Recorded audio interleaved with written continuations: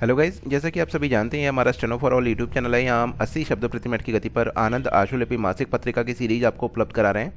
प्रतिलेखन संख्या 34 और 33 है। सभी तैयार हो जाइएगा। रेडी। महोदय, अंतर्राष्ट्रीय मुद्रा कोष के अनुमान के अनुसार 10 से 20 खरब रुपए की राशि भारत में प्रयोग में आ रही है। काले धन का कुछ हिस्सा हमारी अर्थव्यवस्था में सफ़ेद बना लिया जाता है। धन धन होता है, वह न काला होता है न सफ़ेद होता है। इसके लिए ज़रूरी है कि काले धन पर तुरंत रोक लगाई जाए। इसके लिए ज़रूरी है कि विलासिता और सुख की चीज़ों पर जो धन खर्च करते हैं, जो अमीरी और गरीबी की रेखा को समुद्र की तरह चौड़ा करते जाते हैं, उनको बंद करने के लिए कुछ उपाय करना चाहिए। हमारे प्रधानमंत्री ने इस दिशा में ठोस और सार्थक कदम उठाए हैं। भारत की गरीब जनता 70 से 80% बेरोजगार है, जो आंध्र प्रदेश, बिहार, मध्य प्रदेश, उत्तर प्रदेश, महाराष्ट्र, उड़ीसा, तमिलनाडु, पश्चिमी बंगाल राज्यों में अधिकांश रहते हैं और अलग अलग परिस्थितियों और कारणों से वहाँ बेरोजगारी निरंतर बढ़ती जा रही है और कुछ प्रतिशत बीच के दलाल हैं जो हमारे सस्ते गल्ले की दुकानों से पैसा कमाते हैं, जिनकी वितरण प्रणाली ठीक नहीं है। अभी हमारे गृह मंत्री महोदय बता रहे थे कि नागालैंड में एक भी सस्ते गल्ले की दुकान वहाँ के गांव में नहीं है। सारा गल्ला गुवाहाटी के बाज़ारों में बेच दिया जाता है। ऐसे लोगों को दंड देने का क्या प्रावधान हो सकता है? जो परिस्थितियों से पिछड़े हुए प्रदेशों में रहने वाले लोग हैं, जिनका उल्लेख मैंने किया है, उनको रोजगार देने के लिए सरकार को आगे बढ़ना होगा और उनके लिए विशेष रूप से व्यवस्था अगली पंचवर्षीय योजना में करनी होगी। जहाँ तक ग्रामीण क्षेत्रों में अधिक रोजगार देने की बात है, हमारी धरती के भीतर न जाने कितने ऐसे रसायन हैं, खनिज पदार्थ हैं कि उनको निकालने का काम होना चाहिए और उसमें लाखों की संख्या में लोग लगाए जा सकते हैं, लेकिन हमारी कोई ठोस योजना उसके लिए होनी चाहिए। हमारी जो अब तक की व्यवस्था है, उसमें गरीबी की रेखा से नीचे जाने वालों का प्रतिशत बढ़ता जा रहा है। इसके लिए यह आवश्यक है जो काले धन का असर है, उसको समाप्त करना होगा। सरकारी अनुमान के अनुसार राष्ट्रीय आय का 30% धन काले धन के रूप में इस देश में समानांतर अर्थव्यवस्था चला रहा है। उपाध्यक्ष जी, जो राष्ट्रीय प्रतिवर्ष सर्वेक्षण द्वारा दिए गए रोजगार के आंकड़ों के अनुसार रोजगार वृद्धि के कार्यों से पता चलता है कि खनन निर्माण को छोड़कर सभी क्षेत्रों में कृषि, निर्माण, जल आपूर्ति, परिवहन, संचार आदि के क्षेत्रों में रोजगार दर में जो वृद्धि हुई है उसमें 1992-93 से 1997-98 के मुकाबले में निरंतर कमी आई है।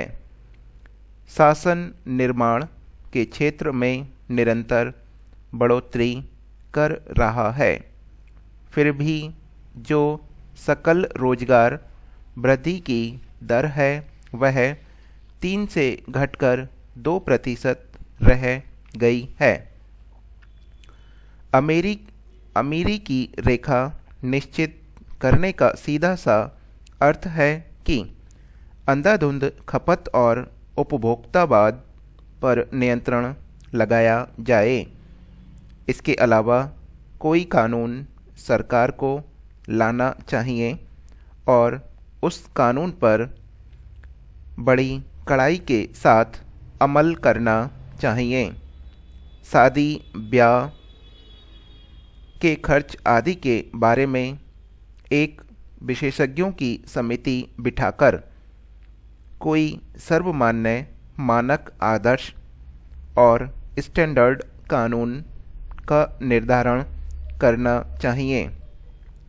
महोदय, भारत में प्रति व्यक्ति औसत आय जो है वह इतनी कम है कि अंतर्राष्ट्रीय मानक जो है वह $300 प्रति व्यक्ति का पड़ता है और $300 से जिस देश की प्रति व्यक्ति आय कम है वह देश गरीबी रेखा के नीचे जिंदा रहने वाला माना जाता है।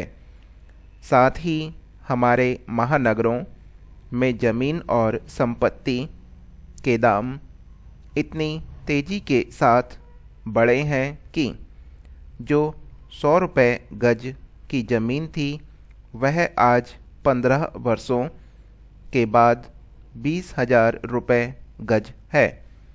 जितनी वॉशिंगटन, पेरिस, न्यूयॉर्क की ज़मीन मूल्यवान है उससे बहुत ज़्यादा हमारे भारत में महानगरों की ज़मीन मूल्यवान होती जा रही है। तो जो योजनाएं हम कार्यान्वित करें उसके लिए गारंटी होनी चाहिए, वचनबद्धता होनी चाहिए। उनसे एक तरह का बॉन्ड भरवाना चाहिए कि वह ढंग से कार्यान्वित होगा। अभी कुछ समय पहले 5-6 महीने पहले और आए दिन होता रहता है कि मुंबई के एक रत्न भूषण के व्यापारी ने शादी की, उस पर 20 करोड़ रुपया खर्च किया और सारा देश आश्चर्यचकित रह गया। उस शादी पर और समाचार पत्रों में उसके बारे में बहुत सी टिप्पणियां छपी, पर कुछ दिन चर्चा के बाद वह सब समाप्त हो गया। सरकार की ओर से सादगी और बचत को बढ़ावा देने का उद्देश्य भाषण, पुस्तिकाएं और योजनाएं समय समय पर बराबर उद्घाटित होती रहती हैं, लेकिन वैभव विलासिता में जो डूबे हुए लोग हैं वे सरकार की नीतियों को चलने नहीं देते हैं और जो कुछ सरकार करना चाहती है उसे एक कान से सुनते हैं और दूसरे कान से निकाल देते हैं और अपनी संपत्ति को बढ़ाने में लगे रहते हैं। उपसभा अध्यक्ष जी सभी के लिए एक आंदोलन चलाना चाहिए कि जो झोपड़पट्टी में रहने वाले लोग हैं, जो झुग्गियों झोपड़ियों में रहने वाले लोग हैं, उनको जब तक हम बसा नहीं लेते हैं तब तक संपत्ति जुटाने वाले और नई नई ज़मीन हड़पने वालों का जो संप्रदाय इस देश में पैदा हो गया है, उन सारी ज़मीनों को ऐसा कानून बनाना चाहिए कि ले करके गरीबों के लिए मकान बनवाए जाएं और इंदिरा आवास योजना के अंतर्गत बहुत से मकान बने भी हैं, लेकिन उसमें इतनी कम धनराशि सरकार ने निर्धारित की और उसके बाद जो खाने पीने का धंधा है, इंजीनियर्स का और ठेकेदारों का, उनके अंतर्गत इतने कमज़ोर मकान बनाए गए और जब तक उन मकानों पर कब्जा भी नहीं कर पाए कि तब तक उन मकानों की दीवारें ढह गईं, उनकी छतें जाने लगीं और वह सब बेकार हो गए। यह हमारी डिक्टेशन समाप्त हो गई है। जो भी पढ़ना चाहते हैं, गूगल मीट का लिंक दिया गया है, जुड़कर पढ़ सकते हैं।